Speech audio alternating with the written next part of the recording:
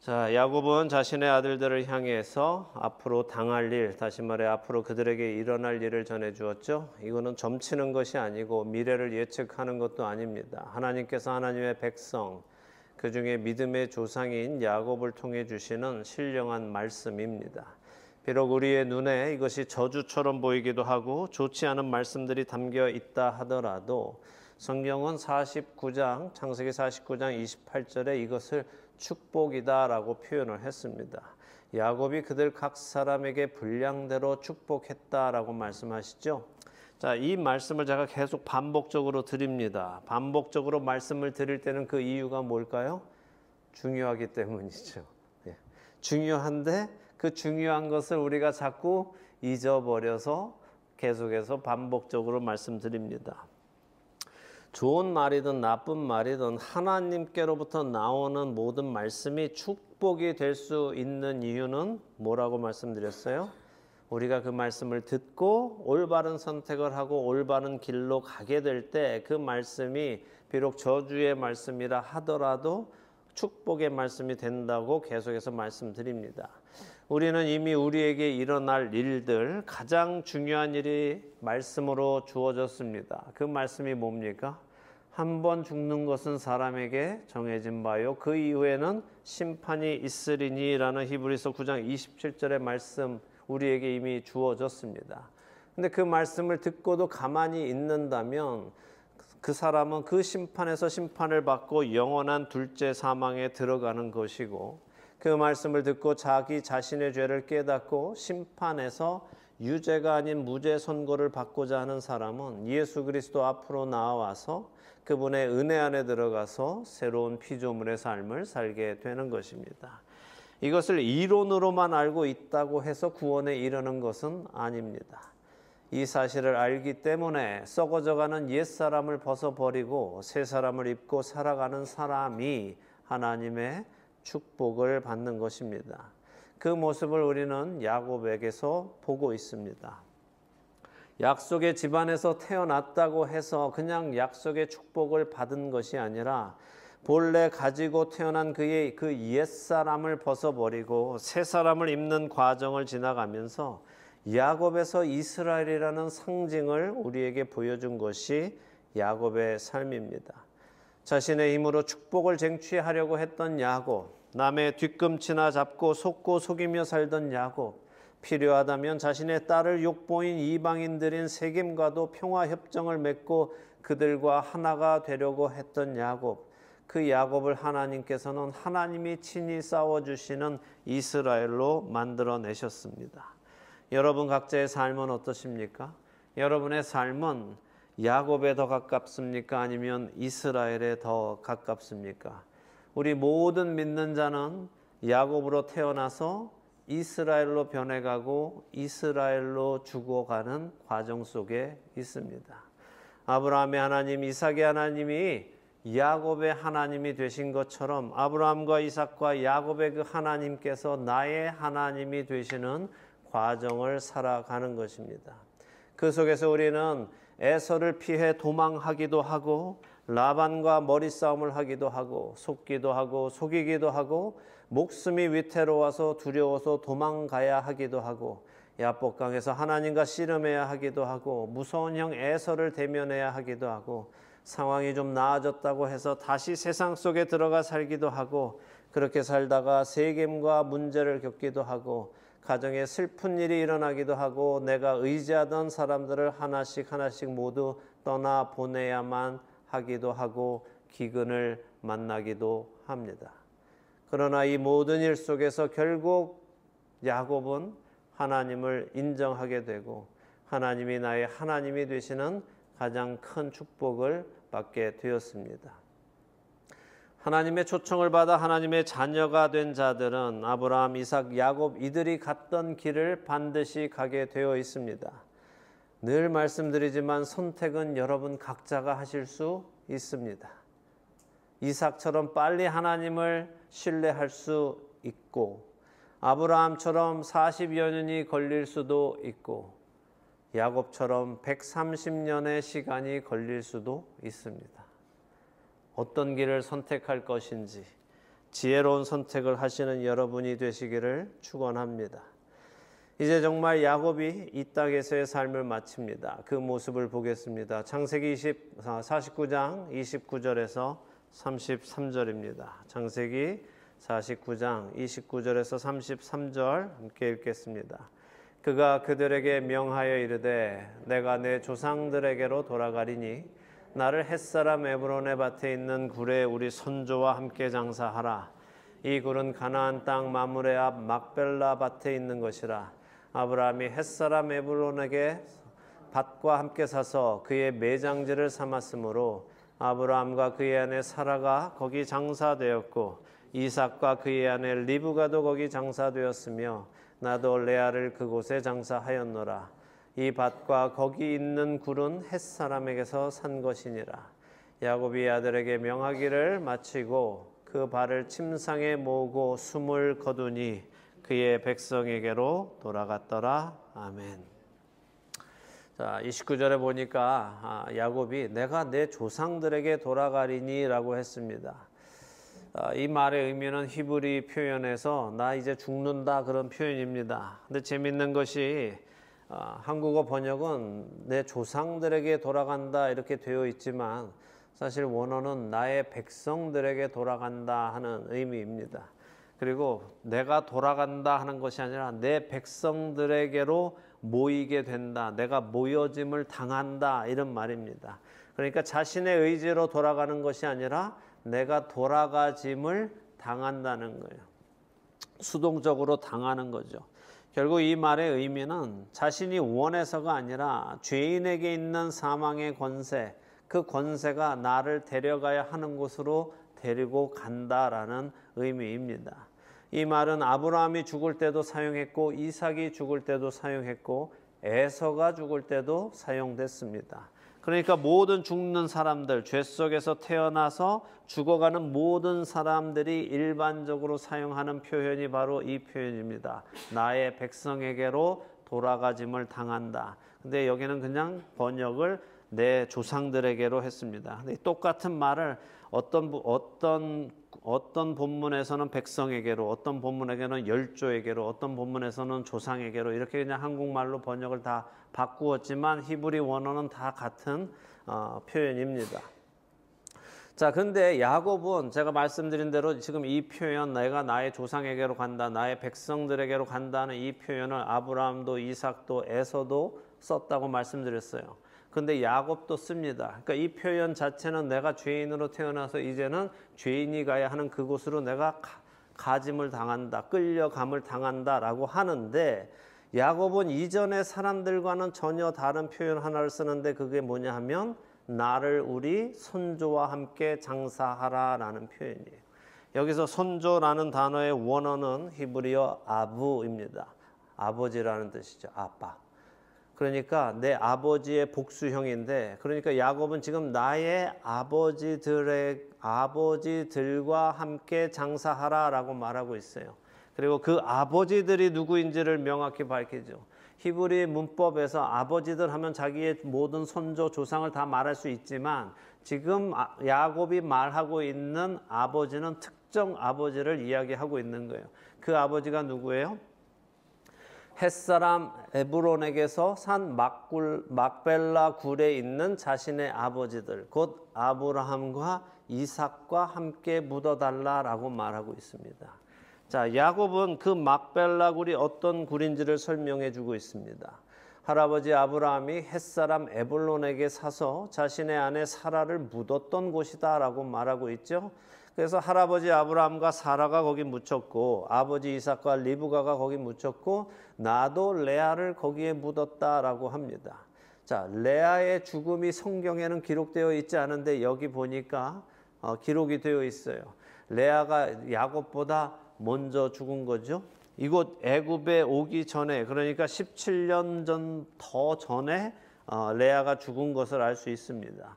근데 야곱이 레아를 막벨라 굴에 묻었다라는 것입니다. 그래서 나도 그곳에 묻어달라라고 하고 있습니다. 자, 야곱의 이 말에서 우리는 야곱의 믿음을 볼 수 있습니다. 이게 무슨 말인가 하면, 자, 29절 앞에 나온 내가 내 조상들에게 돌아가리니, 내가 내 백성들에게 돌아가리니 라는 말은 육신의 죽음, 사망 권세 아래에서 육신이 죽는 죽음을 말하는 것이라면, 뒤에 오는 나의 선조와 함께 나의 아버지들과 함께 장사하라 매장하라 하는 이 말은 전능하신 여호와 하나님께서 내 조상 아브라함과 약속하셨던 그 나라, 아브라함에게 너는 너의 땅을 떠나 내가 너한테 보여주는 땅으로 가라고 하셨을 때 하나님께서 보여주시겠다고 했던 그 상징인 영원한 나라, 그 나라로 가는 믿음의 자녀로서 이제는 구원의 상징인 아브라함의 품으로 간다는 확신을 가지고 있는 것을 보여주는 문장입니다. 막벨라 굴은 하나님께서 주시겠다고 약속하신 그 가나안 땅에서 처음으로 합법적으로 아브라함의 소유가 된 땅입니다. 값을 지불하고 사서 소유권이 인정되는 땅입니다. 하나님께서는 아브라함에게 이 땅을 내가 너와 너의 자손에게 주겠고 그 땅이 어떻게 될 거라고 하셨어요? 영원히 이르겠다라고 하셨어요. 아브라함이 막벨라 굴을 산 이유는 그 땅이 영원히 자신과 자신의 오고 올 모든 후손들의 땅이 될 것이라는 하나님의 약속을 믿었기 때문에 산 것입니다. 무슨 말씀인가 하면 사실 고대 근동 아브라함 당시 때의 문화는 일반적으로 사람이 죽으면은 지금 이 표현에서도 뭐라고 했어요? 나의 백성에게로 돌아간다라고 되어 있다고 했잖아요. 그죠? 나의 열조에게로 돌아간다, 나의 조상에게 돌아간다, 나의 백성에게 돌아간다 하는 표현을 가지고 있는데, 그래서 일반적으로 사람이 죽으면은 어디에 가서 묻힐까요? 자신의 고향에 가서 묻히는 것이 일반적이었습니다. 우리 한국 표현으로 하면 어디에서 묻혀요? 선산에 묻히는 것처럼 그 사람들도 그렇게 자기 고향에 묻히는 것이 일반적인 문화였습니다. 왜냐하면 당시에는 시족 사회였고 자기 식구들이, 그 친척들이 모여 사는 그 지역이 자신들의 소유권이 있었기 때문이죠. 그러니까 막벨라 굴을 살 때만 해도 그것이 헷족 속의 땅이었잖아요. 그 헷족 속 사람들이 살고 있던 그 땅을 아브라함이 사게 된 것 아닙니까? 그 지역 사람들이, 그 한 가족인 사람들이 모여 사는 그 땅을 아브라함이 들어가서 땅을 자기의 소유로 사게 되는 거예요. 지금 야곱도 보세요. 식구들 다 같이 오손도손 풍족하게 살고 있는 이 애굽에서 그의 인생에 가장 행복했던 마지막 17년을 보냈던 이 애굽에 자신의 시신을 묻어달라고 하지 않고 자신의 고향 먼 길을 자기의 시신을 가져다가 막벨라 굴에 장사하게 해달라고 하죠. 이게 일반적이었단 말이에요. 자신의 고향에 가서 묻는 것이 일반적이었습니다. 결국 이것은 자신들이 어디를 자신들의 땅이라고 생각하느냐에 대한 결정인 것입니다. 아브라함이 막벨라 땅을 산 것은 하나님께서 가나안 땅을 자신과 자신의 후손에게 주시겠다고 하신 그 약속을 믿었기 때문에, 그래서 이것이 이제부터 나의 땅, 나의 고향 갈대아 우르는 더 이상 나의 땅이 아니라 이 땅이 나의 땅이다 하는 것을 인정하는 입장에서 그 땅을 산 것이고, 이삭과 리브가가 거기에 묻힌 것은 그들도 그 언약을 믿었기 때문이고, 이제 야곱이 나도 그곳에 묻히겠다, 이 애굽이 아닌 막벨라로 가서 묻히겠다 하는 것은 하나님께서 처음 그에게 그가 하란으로 떠날 때 처음 주셨던 그 약속을 믿게 되었기 때문인 것입니다. 아브라함이 그 땅을 사던 때에 야곱은 태어났었습니까? 아닙니까? 태어나기도 전뿐 아니라 아직 아버지 이삭이 결혼도 하기 전이었죠. 그런데 그 땅을 할아버지가 어떻게 사셨는지 야곱은 정확하게 알고 있다는 것입니다. 그것은 그 막벨라 땅이 얼마나 중요한 의미를 가지고 있는지를 아브라함이 알았고, 그것을 이삭이 알았고, 이제 야곱에게도 그 의미를 전달해 주었기 때문에 이들은 모두가 이 막벨라 굴의 의미를 알고 있었다는 것을 우리에게 보여주는 것입니다. 사실 우리는 야곱이 누구를 사랑했는지 알죠? 레아와 라헬 둘 중에 누구를 사랑했습니까? 라헬을 사랑했죠. 그죠? 라헬을 사랑했다는 거 여러 번 성경 속에서 확인했습니다. 근데 그 라헬은 베냐민을 낳다가 죽었어요. 어디에서요? 베들레헴 가는 그 길에서 죽었습니다. 그래서 그 길에서 묻었습니다. 그냥 길에 묻었다는 건 아니죠. 그 땅 어디를 사서 무덤을 만들어서 주었을 것입니다. 자, 야곱이 라헬을 사랑했기 때문에 사실은 나는 죽어서라도 라헬의 무덤에 있는 베들레헴에 묻어줘, 라헬 옆에 묻어줘 라고 하는 것이 어쩌면 더 자연스러운 것 아니겠습니까? 자신이 사랑했던 라헬이 혼자 쓸쓸히 묻혀 있는 것을 생각한다면 우리가 알고 있는 야곱, 지금까지의 야곱이라면 충분히 나를 라헬 곁에 묻어달라라고 하고도 남을 사람입니다. 근데 야곱은 라헬 곁이 아니라 레아가 묻혀있는 막벨라 굴에 자신을 묻어달라고 했고 자신도 레아를 거기에 묻었다라고 하죠. 이것은 야곱이 더 이상 육신에 속한 자가 아니다 하는 것을 우리에게 보여주는 것입니다. 그는 이제 하나님의 언약 안에 있는 자라는 것을 분명하게 보여주시는 것이죠. 자신이 그토록 사랑했던 라헬의 곁을 선택하기보다 이제는 하나님의 언약 안에서 하나님의 뜻에 순종하는 사람이 되었다 하는 것을 보여주고 있는 것입니다. 어쩌면 여러분의 마음 안에 라헬을 향한 야곱의 사랑이 수뇌보처럼 느껴지십니까? 그래도 사랑한 거는 좋았는데, 그래도 그 사랑은 진실했는데 라고 생각되십니까? 야곱이 라헬을 사랑한 이유는 뭘까요? 예뻐서입니다. 예뻐서 선택했다고 되어 있습니다. 다시 말하면 무슨 말이에요? 내 눈에 보기 좋았다는 거예요. 내 눈에 보기 좋았던 것을 선택한 거죠. 창세기는 계속해서 우리 눈에 보기 좋은 것을 선택하는 것이 잘못된 일임을 창세기 처음부터 계속해서 우리에게 알려주십니다. 어떻게 들으면 차갑게 들릴지 모르겠지만 하나님은 라헬이 아니라 레아를 야곱의 아내로 받아주셨습니다. 그 레아를 야곱의 아내로 인정하신 거예요.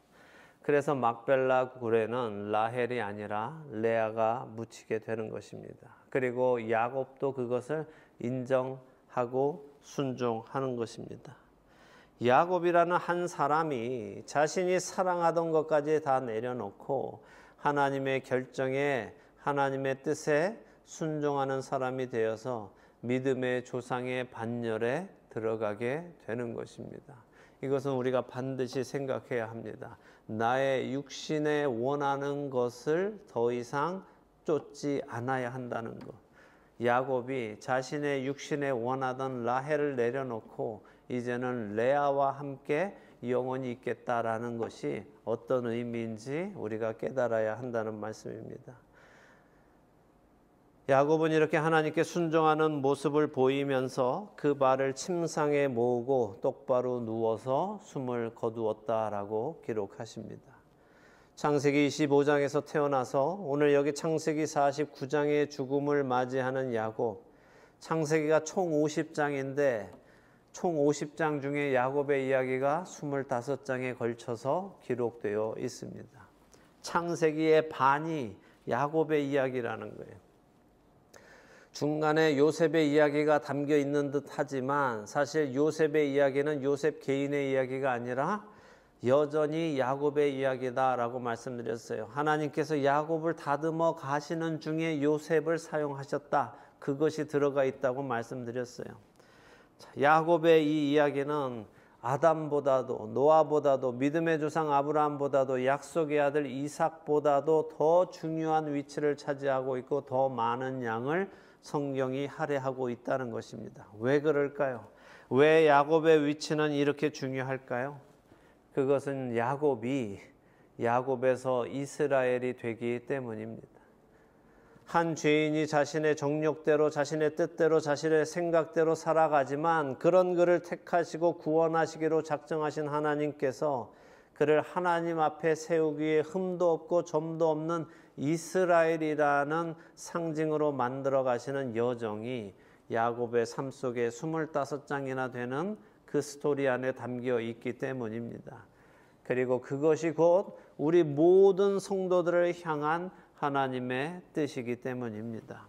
에베소서 1장 4절에서 6절의 말씀은 이렇습니다. 곧 창세전에 그리스도 안에서 우리를 택하사 우리로 사랑 안에서 그 앞에 거룩하고 흠이 없게 하시려고 그 기쁘신 뜻대로 우리를 예정하사 예수 그리스도로 말미암아 자기의 아들들이 되게 하셨으니 이는 그가 사랑하시는 자 안에서 우리에게 거저 주시는 바 그의 은혜의 영광을 찬송하게 하려는 것이다 라고 하시는 그 말씀이 바로 이 야곱을 통해 일어난 그 말씀인 것입니다.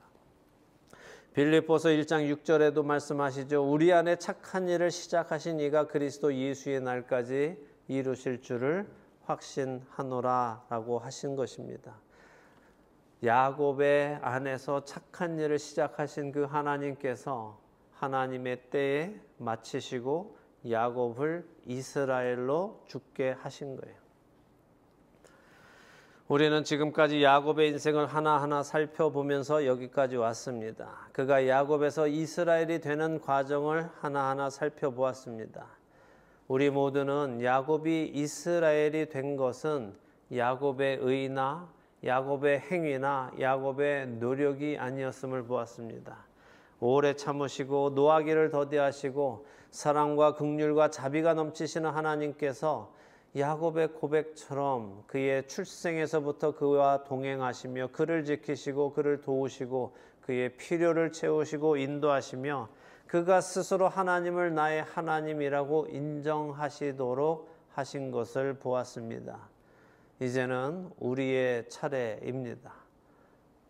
여러분은 야곱에서 이스라엘로 변해가고 계십니까? 여러분을 부르시고 인도하시는 그 하나님께 더 이상 거부하지 마시고 여러분의 삶을 맡겨드리기를 예수 그리스도의 이름으로 축원합니다. 하나님을 신뢰하며 여러분의 삶을 그분의 손에 맡겨드리기를 원합니다. 야곱으로 태어났지만 이스라엘로 죽어야만 합니다. 이스라엘로 숨을 거두어야 합니다.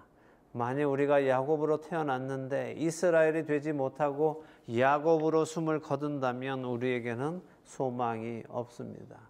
여러분은 어디로 가고 계시는지 스스로 점검하시고 내가 야곱으로 태어났지만 이스라엘이 되었는가 점검하시기 바랍니다.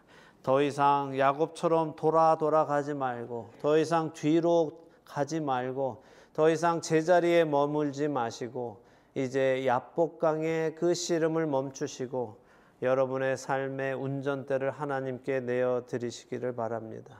그래서 아브라함의 하나님, 이삭의 하나님, 야곱의 하나님이 이제는 여러분 개인의 하나님이 온전히 되시는 귀한 축복이 여러분 한 분 한 분에게 있기를 예수 그리스도의 이름으로 축원합니다.